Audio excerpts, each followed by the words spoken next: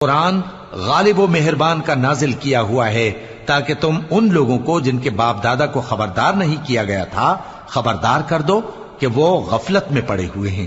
ان میں سے اکثر پر اللہ کی بات پوری ہو چکی ہے، سو وہ ایمان نہیں لائیں گے۔ ہم نے ان کی گردنوں میں طوق ڈال رکھے ہیں اور وہ ٹھوڑیوں تک پھنسے ہوئے ہیں، تو ان کی گردنیں اکڑی ہوئی ہیں، اور ہم نے ان کے آگے بھی دیوار بنا دی اور ان کے پیچھے بھی، پھر ان پر پردہ ڈال دیا تو یہ دیکھ نہیں سکتے۔ اور تم ان کو خبردار کرو یا نہ کرو ان کے لیے برابر ہے، یہ ایمان نہیں لائیں گے۔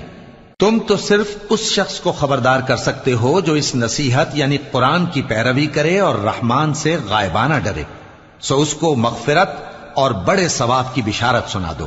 بے شک ہم مردوں کو زندہ کریں گے، اور جو کچھ وہ آگے بھیج چکے اور جو ان کے نشان پیچھے رہ گئے ہم ان کو قلم بند کر لیتے ہیں،